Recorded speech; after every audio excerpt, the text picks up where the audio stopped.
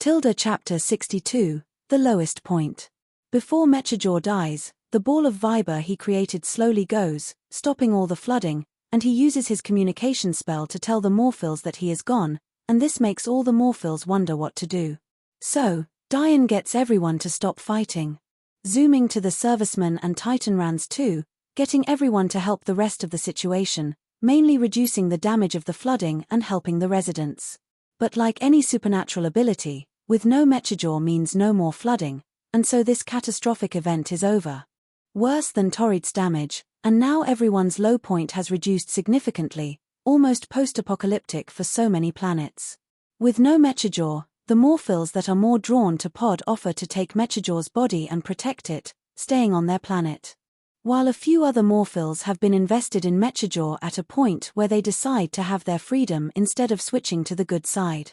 Both the Morphils and Titanrans do have a discussion, and both agree that this conflict went on for too long, and the Morphils were used. But now the Titanrans are given respect. This isn't the best pill to swallow considering that the Morphils have been harming a good collection of Titanrans, even killing some. But as long as they agree to stop harming each other races, perhaps agree to help against Xyanthor at a good time, then they shall be united when the time is right. In the end, both the Morphils and Titanrans use their vehicles to make their way back home, their former home of the ruins. Even all the Morphils that were out and about that couldn't join the battle on Earth. Even they went back to with the other Morphils. Most of them lose interest in finding any of the elements, focusing on redefining themselves, to which Pod did provide advice which then spreads from Morphil to Morphil. And so, the rest of the time consists of the Legion trying to help the public despite the public not being impressed with the Legion. Even though the servicemen do a good job using their vehicles to collect and save as many people as possible, the Legion still helped, but it was very little. And the damage has already been done. As the Legion sits on the roof with the flood around them, to comfort their negative energy, Pod decides to explain everything that has happened since he left the Legion. He has been on the lookout for Mechajor for ages. Even keeping Xyanthor in mind just in case. He thought he should be the only Morphil, only to find out that other Morphils can be like him. Only Mechajor is the problem, and now he is sorted. Yes, Xyanthor is still around, but Pod has a sense of relief at the same time. He has never been closer to acting like Mechajor, as Mechajor was beaten by him. The Legion explains everything too, but Pod could already guess. Mike was demoted, the Titanrans allied with the Legion as they are still cloning. Retron tried to bring his defenses, and the world and other planets haven't been great with the Legion. Despite the success, going downhill has gone further downhill. The next day or two, however, would be some of the worst days for so many people. Firstly, Mike has his funeral. One which both the base and most of the public went to give their respect to a general who did a lot for the Earth, despite not being keen on the Legion again. Even Diane, despite trying to help, is mostly neglected by many races, not wanting Diane to help considering his lack of activity. And despite some progress and help, Diane does decide to back off, and so aside from one or two situations, he would like to resolve.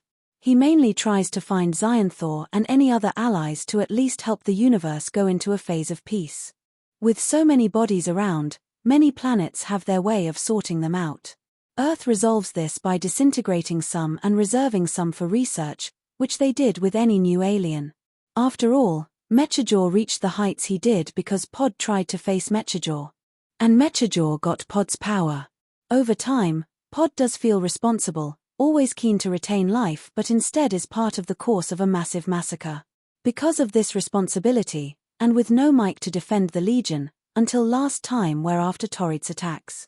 Mike acted as a strong defense for the Legion to keep them going despite the lowered roll, but the Legion is now forbidden, at a point where both Zami and Pod are to leave Earth as soon as possible. Nicole tries to divert the attention by stating that Retron could have been responsible for Mike's death, considering that Mike was to stop Retron's out-of-control behavior. And even Retron loses most of the power in his position at a point where the Netro-based defenses have also been abolished. Not to mention trying to shoot at everyone was questionable. There is a lack of evidence to suggest Mike's death was a genocide. So this case was quickly closed, but at least Retron is happy enough that the Legion cannot take away any more of his successes, or as he thought. Not to mention Nicole gets demoted down to a private so that Retron can have full control of her. The whole of Earth's security is put back to square one, just servicemen, but with fewer numbers and resources. This tragic time ends as Nicole says goodbye to both Zami and Pod. Zami and Pod both agree to go and find Xyanthor. Even Zami asks if they could help together, but Pod would prefer to be alone, allowing more opportunities to find Xyanthor, while Diane is at it. Before the Legion part ways.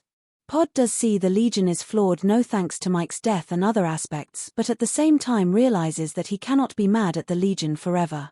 This keeps the friendship mutual, and so Pod leaves, and so does Zami, in their crafts.